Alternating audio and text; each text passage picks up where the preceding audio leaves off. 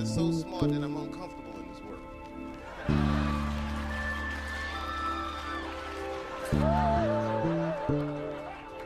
And I'm scared to live.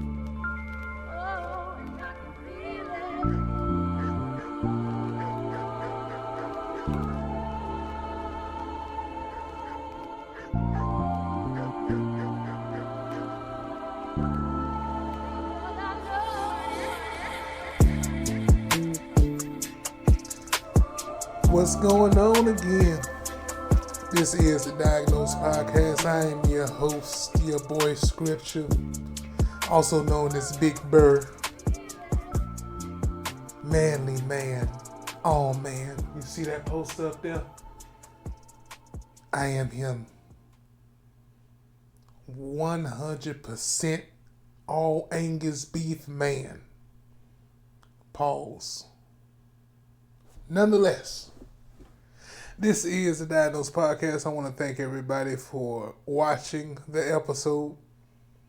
For all the people who reached out about a lot of the clips and shorts that I've been making as far as the last few episodes, I want to thank you all so much for reaching out. Continue to share it with people. I hope this be a blessing to whoever, listen to it, to be honest. So, I've been having a lot to get off my chest lately. Last episode was a rough one for me. That was a very intimate place for me. And now I really study the stages that you have to go through when you're getting over something or going into a new area of your life. And a lot of those things that happen in between the time that you have to deal with is very hurtful, and you have to revisit certain situations. And after you revisit certain situations, you want to basically get to a point where you want to go back and try to change it. If you wanted to do something about it, it's like you think about it so hard, you just really want to make it go away by going back in the past and doing something about it before it happens. But it already happened now. Not much you could do at this point. So that's what we're going to talk about today. We're just going to get into the acceptance. Get into the acceptance part of things. Acceptance is the hardest part of it all. And I'll say for me, acceptance comes with, I call it like a mental click in my head. Once I accept it, and then okay, it's done. I don't go back on it. I'm very undecisive on a lot of things. While I'm in the midst of something, I battle myself like hell to try to not believe something that it is, or try to deter my mind to believing that there's no good that's going to come out of it, or there's nothing that I could do about it. I want to do everything I possibly can to make every situation that I'm going through happen the way that I need it to. But when it boils down to it, and you got a clear understanding that it will not change no matter what you do, you have to be in the mode of acceptance. And for me, I kind of go through what they call like the 5 stages of grief. I go through the 5 stages of grief while I'm probably in a situation. When I get to a space of, all right, I just got to accept it. It is what it is. When I get to that space, I'm done. It's never any hard feelings. It's just what it is at that point. It's just what it is at that point. I can't do nothing about it no more. Because I've exhausted all options. I have exhausted all outlets. Every rock has gone, turned. Every stone has been thrown away. I've looked for highs and lows on how to change or to I can't even think of the word. You try to change or try to alter the outcome of something by doing work to get to there. Once I get to the place of acceptance, man, I shut down. I wouldn't even say shut down. That part of me shuts down. I don't revisit it. Not in the same sense that I once did when I was in it.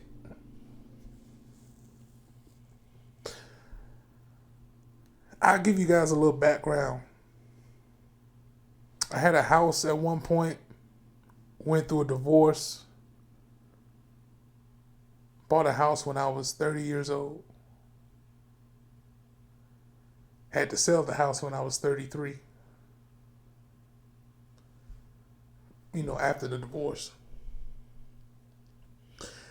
I tried my best to make things happen the way that I needed to, because I honestly went through like a year of the process of trying to figure out how to keep the house without having to lose it in the process of the divorce. And then when I realized there was nothing I could do to work around what was already done, once I got to that place of acceptance, it's like I couldn't even look at it the same. I just wanted it done. I just wanted it over with.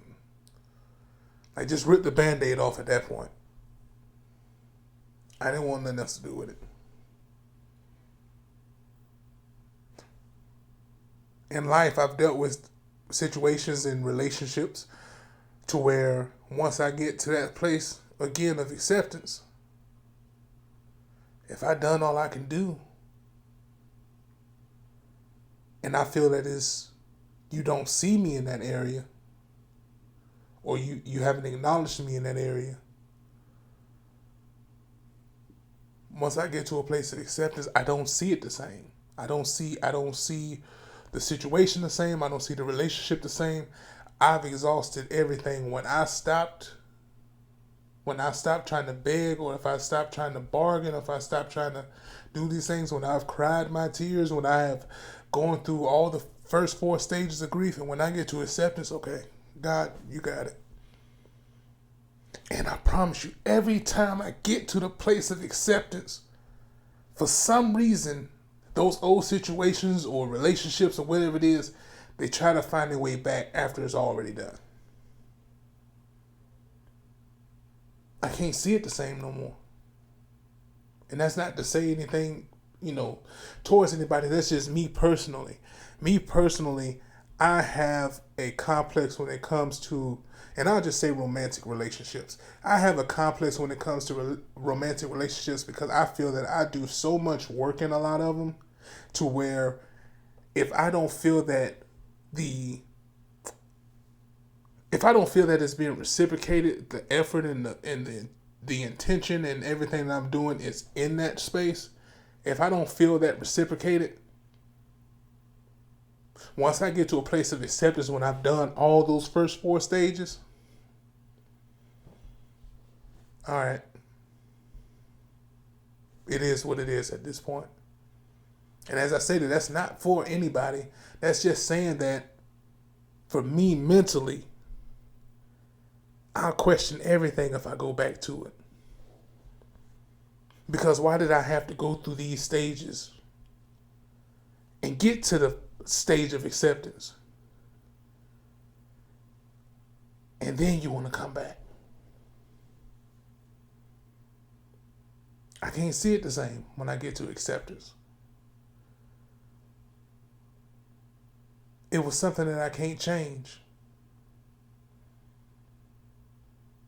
And now that I realize that I can't change it,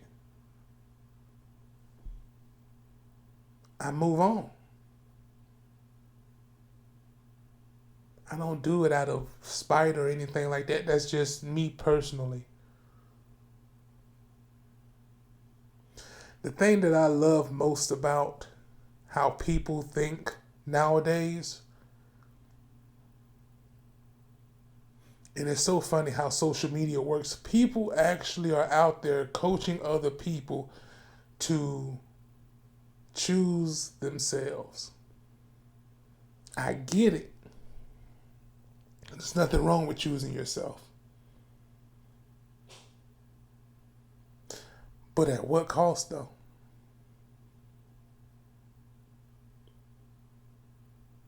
I hope people realize that choosing yourself comes with a price.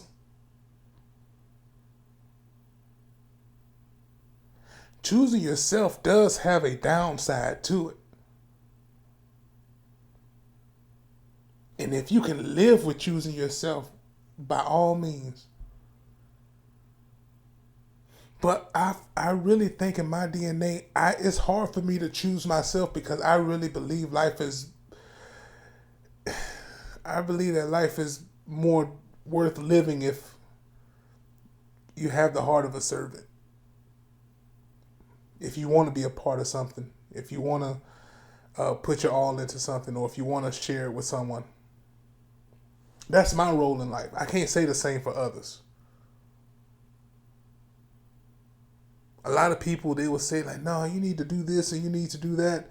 You need to work on yourself and take time away.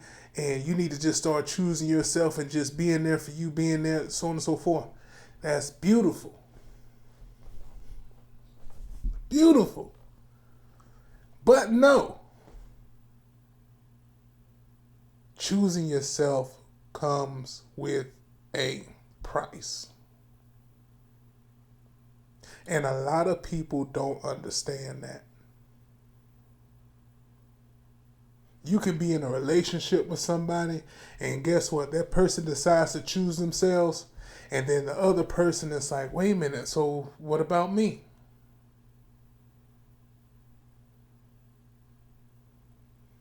And after that person chose themselves, and then the other person's like, what about me? Decides to move on.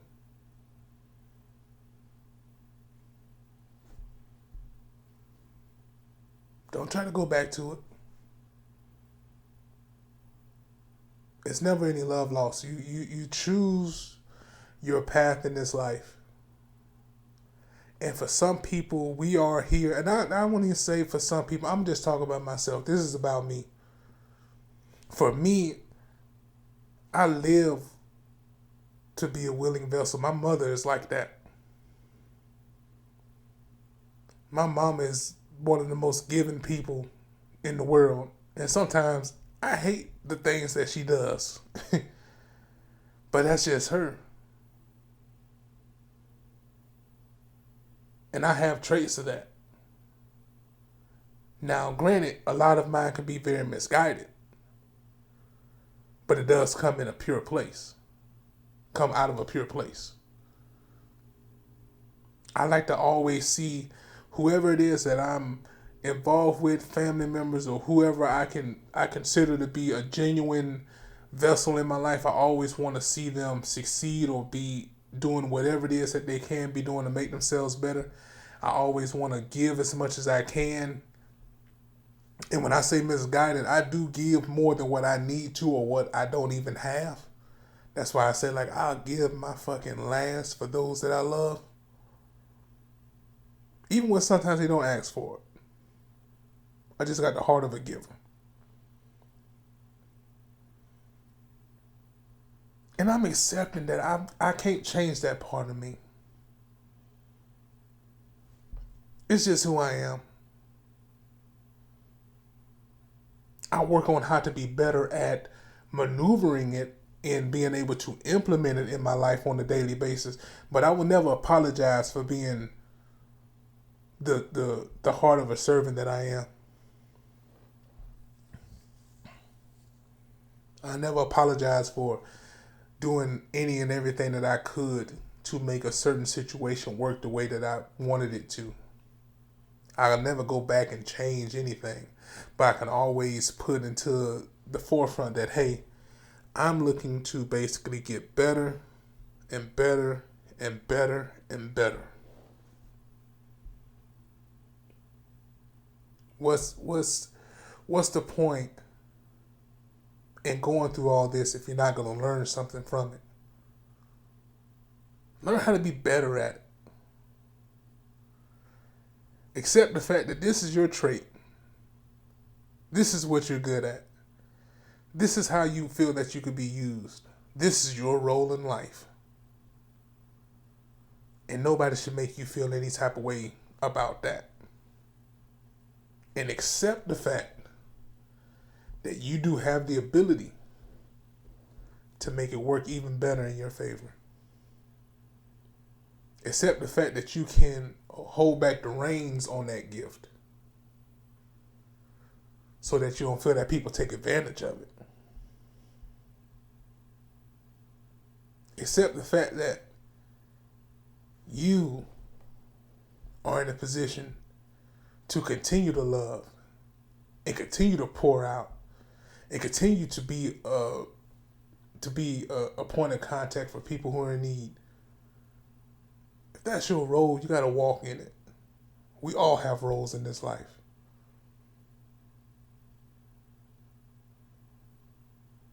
Got to be accepting of that. There was a quote that I always think now. There's a term when they say, treat others the way that you want to be treated. But we've always added something to the end of that. Treat others in the way that you want to be treated and expect them to treat you the same in return. It never said that. Your job is to treat them how you want to be treated. You can't dictate how they're going to receive it or how they're going to reciprocate the feeling back to you. Your job is to love. Your job is to be a servant. Your job is to be a steward. Your job is to be a willing vessel. Your job is to be a lover. Your job is to be that unconditional person. Accept that. And if anybody say anything, they're like, oh, I lost my time. You know, we wasted time. We did this and we did that. There's no such thing as wasted time. You learn from me as I've learned from you. It's a two-way street.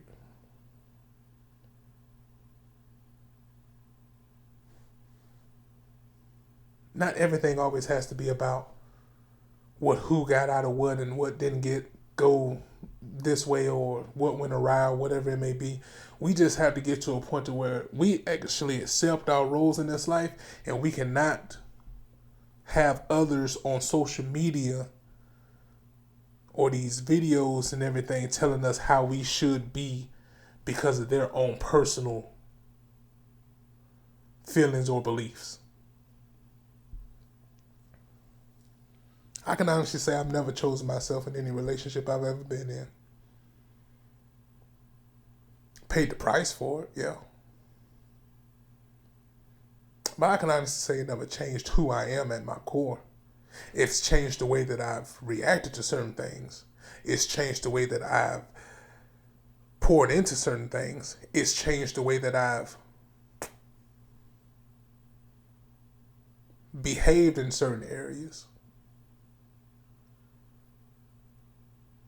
But whatever it is that I went through, it never changed me to my core. I'm still a lover. I'm still a giver.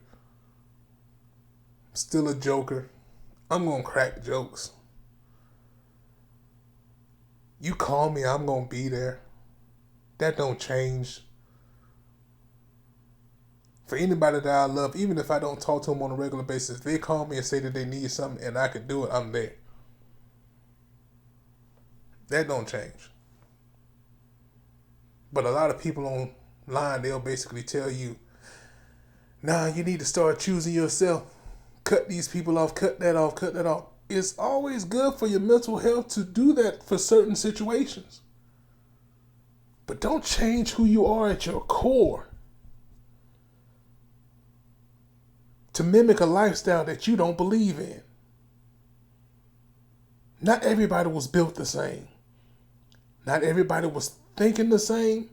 Not everybody has the same mother, same father, same upbringing, same neighborhood, same demographic. Not everybody's born with that, with the same things. That's why we're all different. Accept the fact that there's different people in this world that play roles. There are some people who have accepted the role in their life that they're just a fuck up. They mess up a lot of things. A lot of people just feel that anything that they touch, it always goes bad for me. I just mess up a lot of things I put my hands on. Unfortunately, that's a legit role in life.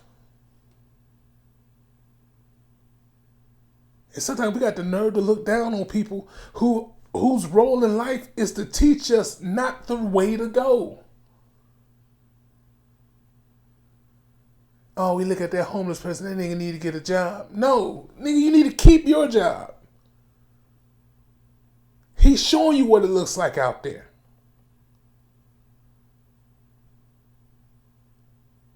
What happened to the heart of a servant and the heart of people who just really want to be there for one another again? Where did we get off choosing ourselves? What has that ever gotten us? There's a lot of great women out there who are alone because social media and these females out there be telling them, girl, I would never do this, I would never do that. He couldn't tell me this, he couldn't tell me that. You ain't got to accept this, you ain't got to accept that. Granted, there are some things that you don't have to accept. But if you got a good dude who does what he can, breaks his back for it as far as that, put that aside. What's tangible in your relationship? Is it really worth holding on to? If it's not, move on. That's fine. But don't let outside sources and things that you probably don't believe in have you thinking that you could do better without them. And that's the same thing vice versa. I don't know what it is about social media, but I really believe that it was placed on this earth to distort the mindsets of people who can think individually. That's why we don't really have like grandparents like we used to. You can't tell nobody nothing no more. You can't correct anybody no more. Social media distorted it to where people, they don't even accept who they are anymore. Now, and I did feel this. So I guess I'm part of the LGBTQ community as far as that. I do these changes as far as that, so I'm this or I'm that. People don't even accept that they're born with one gender. I'm just being honest. I'm not, casting dispersions. What's the word? I don't even like that word I just used. I don't even know if that's a real word. Disparaging? No, that's not the right word either. I'm going to just say this. I'm not casting any judgment on anybody.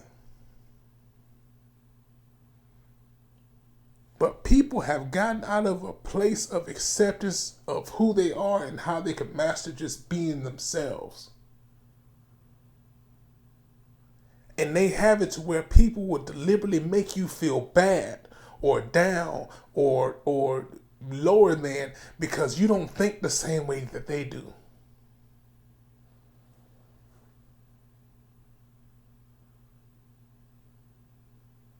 We have to get to a place of acceptance.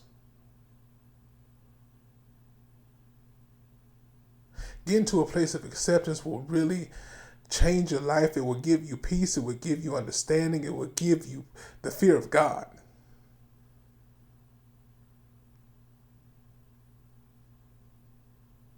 Accept the fact that you're human and whatever traits it is that is in you that make you who you are, as long as it lines up with Him, master that. Be okay with it. Don't let nobody make you feel any different. As long as it lines up with God, right on to you.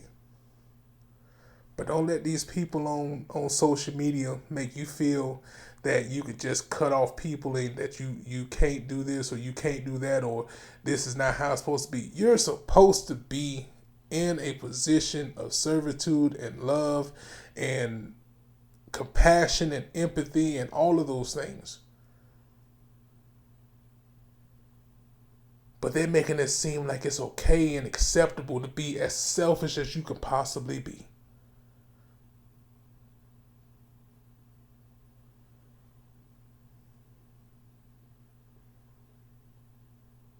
Be okay with acceptance. Dear gracious God, I come to you right now and I pray for anybody who is listening to this podcast that you touch their heart on acceptance, Lord. Give them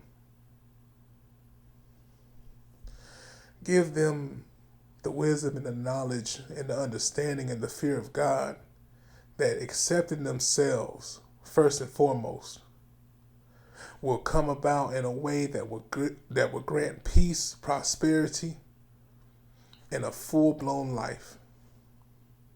I pray for anybody who is struggling with the accepting part of who they are and how to master it and how to maneuver around it. Lord, I pray that your spirit will come upon them, that your angels will protect them, and that they will be understanding that it is okay to be and accept the state of who I am. And now I'm in a position where I'm going to step out on faith and continue to try to master myself and be okay with who I am inside. As long as it lines up with your word, God, we ask that you just touch the hearts of everybody who's listening on this podcast right now. We accept your love. We accept how you created us. We accept every trait that you've given us as far as personality. We thank you for every day that you have accepted us as people who have fallen short of your grace, but you still loved us.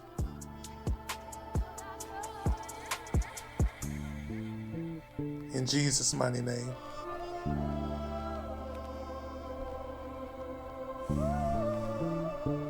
Amen.